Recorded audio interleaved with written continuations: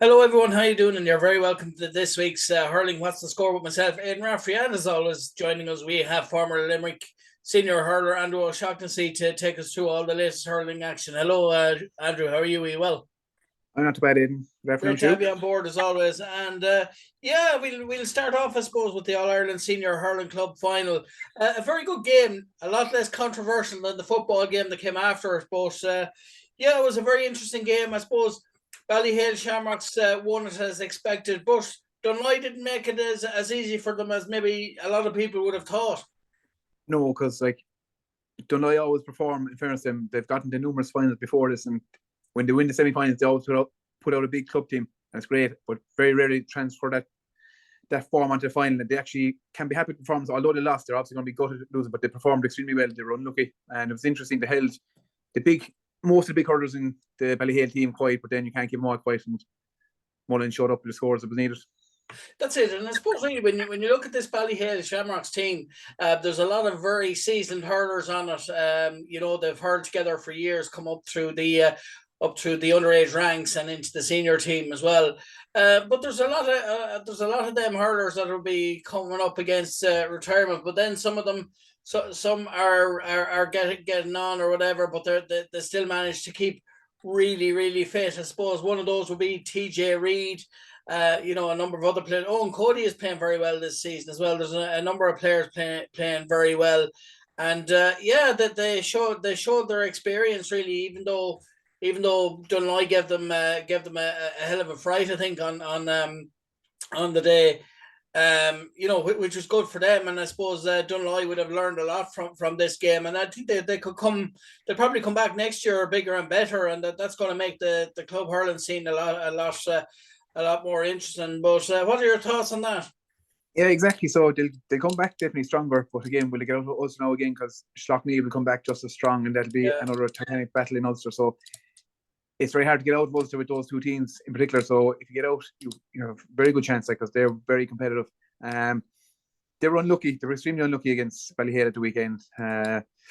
It's just Ballyhale have a nice age, so they have experience, plenty of experience with the likes of TJ, as you said, Colin Fenley, Joy Holden, a world of experience there. But they also have up and coming players as well that have been playing with Kenny for the last 3 years, and then you have another few players that will be playing with Kenny for the next couple of 3 years as well that we haven't heard of yet. So they have a lovely blend of age, and they're just clever and clinical on the ball. that's it. And of course, the new manager this year as well. He brought a lot to the fold as well. And well, for his first year in charge, isn't that's very good. Even though he had the players, to come in your first year, win the county, win Leinster, and win an All Ireland. It's some sweep for first year in charge. Yeah, but sure, it's a first year. It's a great first year you want. So you're going in, and those players literally play themselves. They know how to hurl. They know what's expected of them. They train hard, and they just go and hurl. It's very easy to train a group like that. You just literally manage them and allow them to hurl and express themselves. And invariably, if you do that and you allow them to hurl and express themselves, they'll end up winning all around. And of course, like with most managers as well, like in any match, I suppose switches have to be made throughout the game as well. But with this team, you could play any player anywhere, and they'd still play well no matter what you have, and that's really another gift that he Yeah, has at his disposal this year as well. that's exactly it. And those players, but TJ Reid in particular, so you won't move TJ Reid. He'll see the space and he'll move to that space, and his own teammates will play him the ball. So you won't have to move TJ going in full forward for 10 minutes. He'll naturally know, he'll read the game and he'll move in. And the same with the lads, especially the lads in Kilkenny. They're able to read the game. They know how to get involved in the game, how to move to create space for other players. They're just clever, intelligent hurlers, and it's very hard to combat that. Like, the coach doesn't have to train that. He just needs to facilitate that, and that's what he did. Yeah, it's into them, and his brother as well is another very handy hurler as well. He's been doing well throughout the season this year as well. Superb, yeah. He's man in centre back. He's very, very good. He hurls it out in defence forces, and he's a very clever hurler. He just gets the ball. He doesn't drive the ball 60, 70 yards. He just gets the ball and passes it off to the player in a better position. And interestingly enough, particularly at club level, he gives the option of going forward and offering a scoring outlet as well. So that's invaluable to that team. And I suppose really looking at the game as well on on the day as well, that they have played very well. they didn't really stick stringently to one type of hurling. They were able to mix and match throughout the game, as you said. Swap, do switches. They didn't have to be told by the manager. They did that. Their point scoring was superb as well, and I suppose their positional switch. There was a lot of very good things. What were your thoughts on the first half and the second half? And I suppose really, the way that like I was saying with Dunloy as well. They did give them a game, and that's not much that can't be said for a lot of teams. I suppose along the way this season. Yeah, I only said it to my wife at the weekend, or the other day actually, about when we played in 2015 against Ballyhale. Like, they literally had the game over in the first 10 minutes, and I said Dunloy went up and they played a much better game than us. They ran them a lot closer. We think ourselves to be a good, strong club team that if we played Dunloy, we'd be expecting to beat them. But they put up a massive performance, and they far outdid our performance against the same Ballyhale team. So it's just this. It shows how close Dunloy are to the club standard in the country, and they'll be back again. And I'd love for them to win it, or Schlockneil to win it. It's great for hurling, and it's good to see hurling being so powerful and up north. You need that. You need competition all around. And I suppose really it was maybe good to an extent as well for Ballyhale Shamrocks that they didn't win it as comfortably. That a team actually did put it up to them, because I suppose they kind of need that as regards for sharpness and things like that going forward. Yes, exactly. Like, so when you get to first of all, you want to win the match, no matter what, whether it's by point or 20 points. The 20-point ones, it's easy you savor the match more so in the dying last 10 minutes. You match one, so it's easier to savor and enjoy it.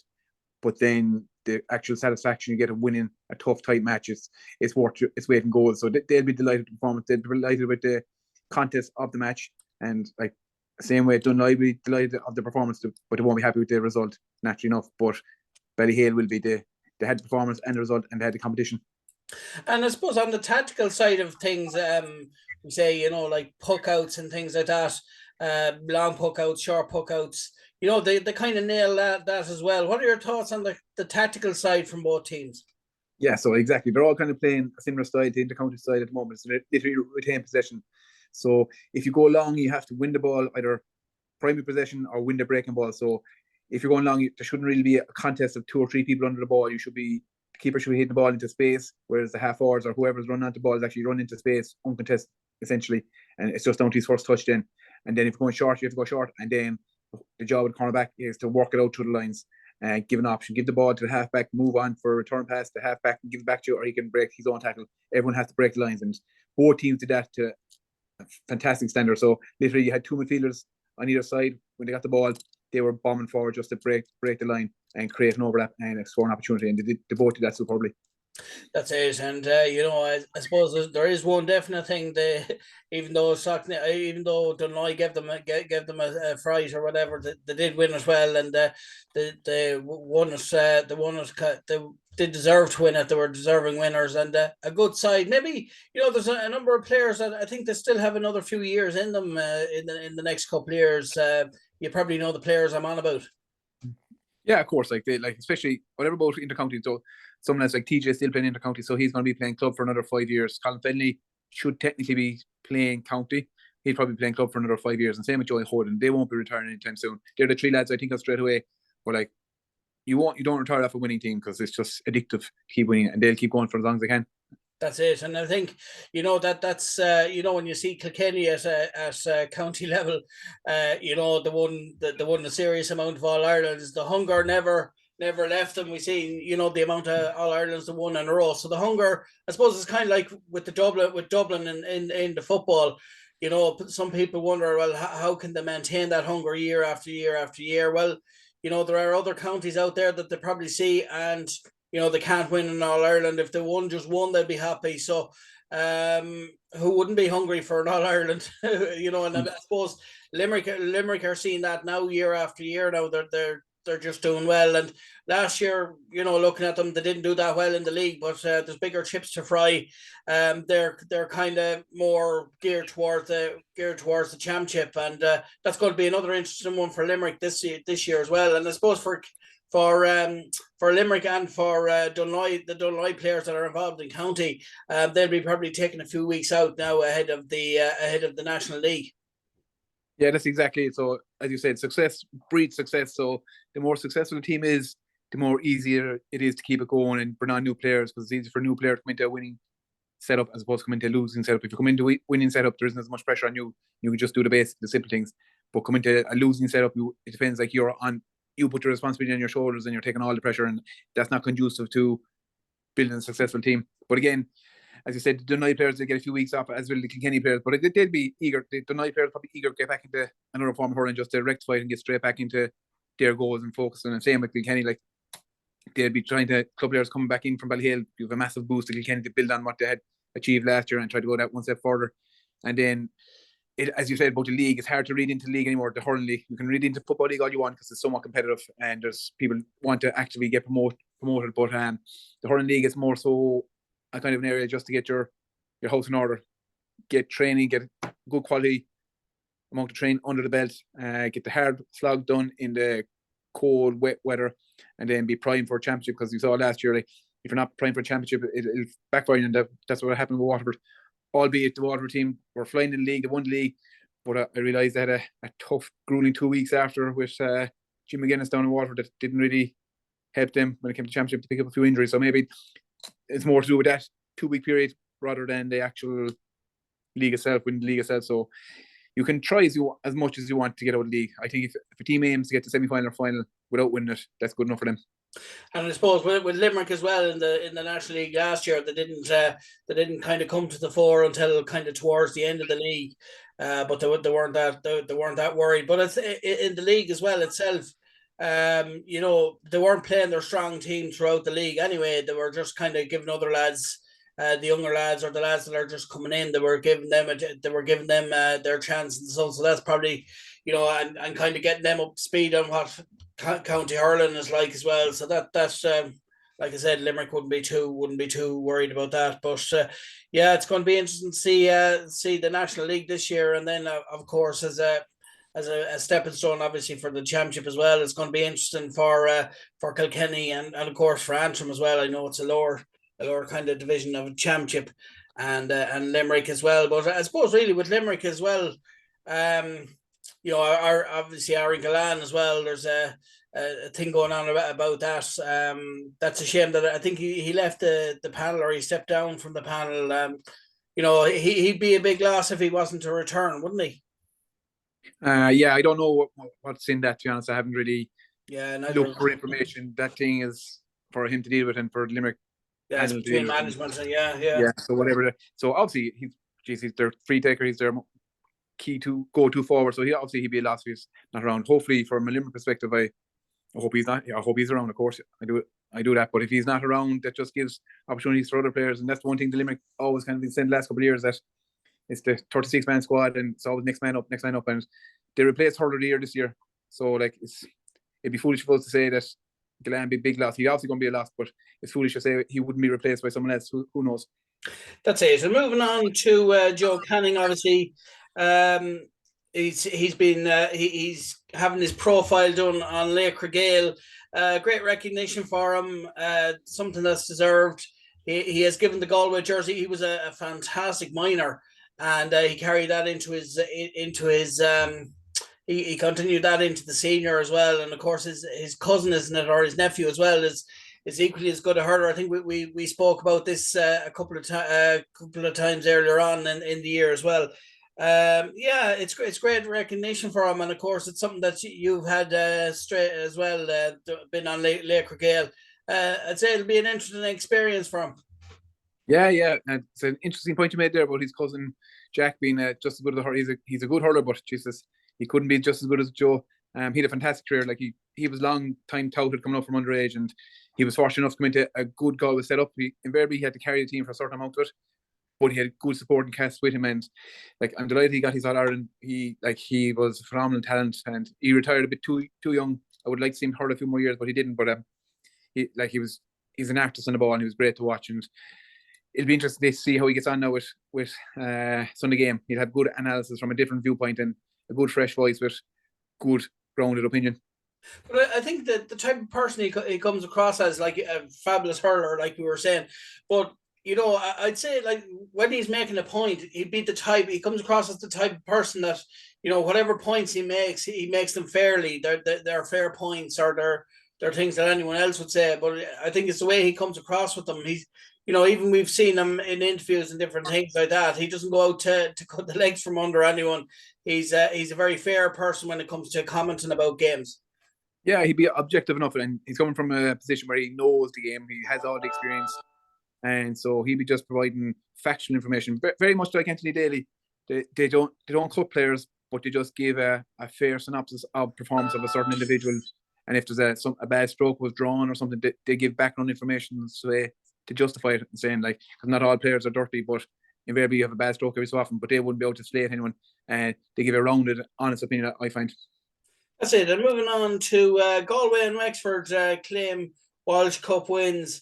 Yeah, two good teams. Their preparations are coming on nicely. But again, like I said earlier on, they're bigger fish to fry. The National League is a bit more important. Wexford haven't been. They're kind of coming back to themselves again. Lee Chin will be, of course, the go-to guy there for I suppose for them, for Wexford, and of course for Galway, it's something that Henry Shefflin will be looking forward to. Galway have some very good players, in the squad already, and will he be looking to add to that this year? Maybe bring in some more players, maybe St. Thomas's players. So they've some great hurlers throughout Galway as well, don't they?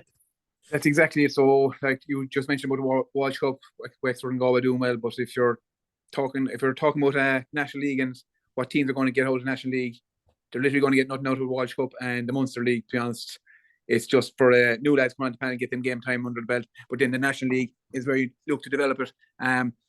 Wexford were very unfortunate last year. They had put Clare to the pin of the collars, and arguably they should have closed out that match in Thurles instead of conceding late and letting Clare win, because then you saw the result of Clare up against Kilkenny.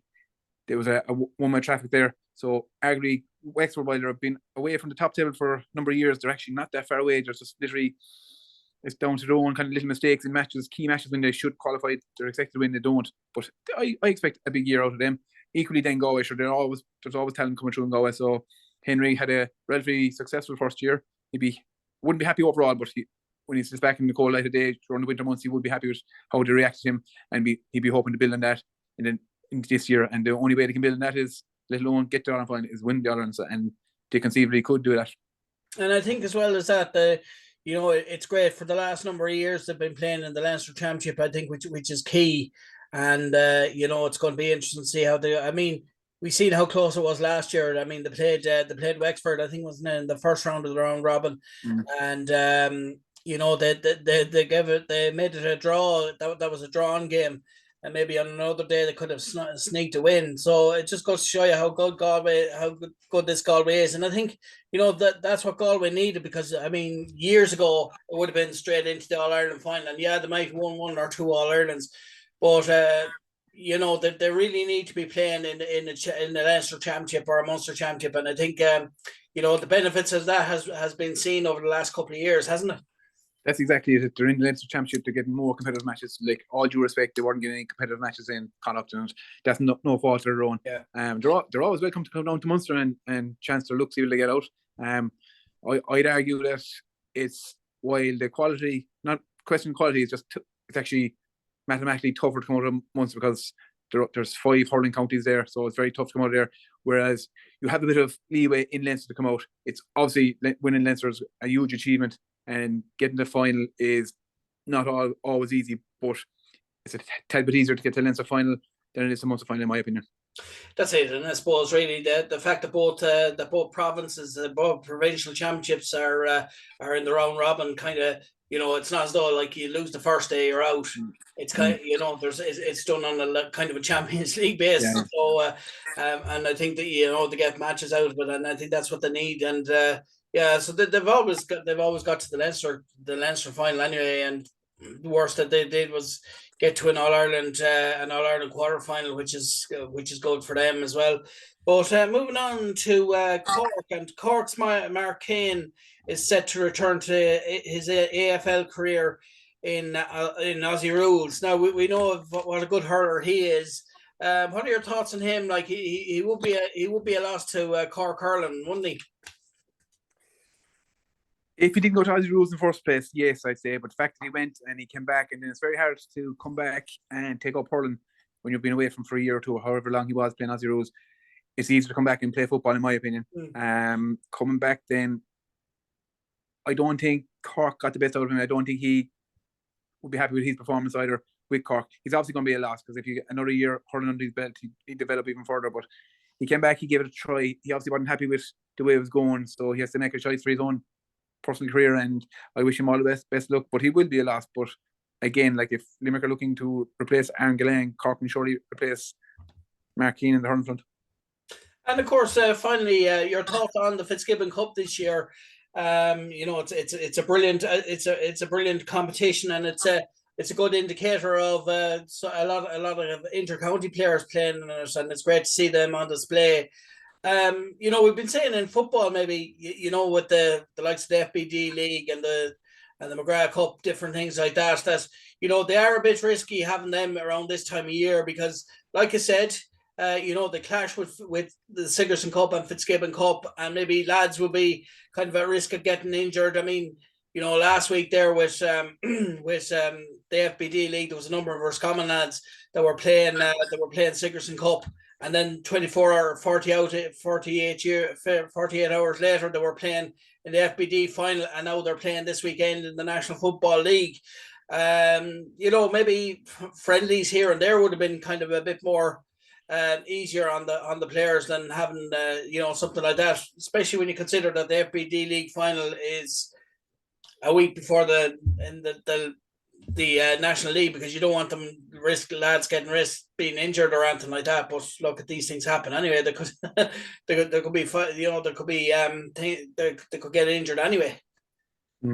Yeah, so it's great to see these third level competitions, because they are a great competition, because invariably they're only players that get together. They're not constantly together. They just get together during college times, and the whole idea of tactics, while they all would be exposed to tactics from intercounty, they wouldn't have a style of tactics in the college per se, because they don't have long enough to develop and plan it. So they actually just go out and play hurling or football naturally, and let the best team win.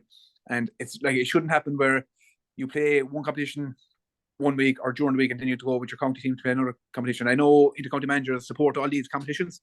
Theoretically, they always say they do, but support them is, I don't know, do they or not. So like, if I'm playing colleges football and then I have to play with my county team at the weekend, so I'm playing on a Wednesday, and if I play my county team on a Friday, I'm not getting adequate recovery time. And like, in this day and age, recovery is key, and like, not alone for the individual, but just from a health perspective, from mental stability, from fitness and injury avoidance. It's just, that's not good. And I know probably Troy, a comment is that, sure, look, we support these competitions, but then privately they're saying, don't get injured, mind yourself, because you're needed for this day, and if you're injured, we can't do much with it. They're literally saying, go play the match if you have to, if you want to, but if you get injured, you're not part of my plans, you're gone effectively. So that's putting a bit of pressure on college players who are trying to break into an intercounty setup. It's tough. Like, so it's different if you're in college and you're already on the county team that you established yourself, so you get that bit of leeway. Or that's if the young fella trying to break into the county setup, there's no pressure we put on you, but there is. So yeah. Listen, thanks very much, Andrew, for taking the time out to doing hurling what's the score with us, and we look forward to doing it again next week, and hope to chat to you soon. Have a good week. Thanks. No problem. Thanks very much. And that was Andrew O'Shaughnessy, former Limerick senior hurler, talking about all things hurling.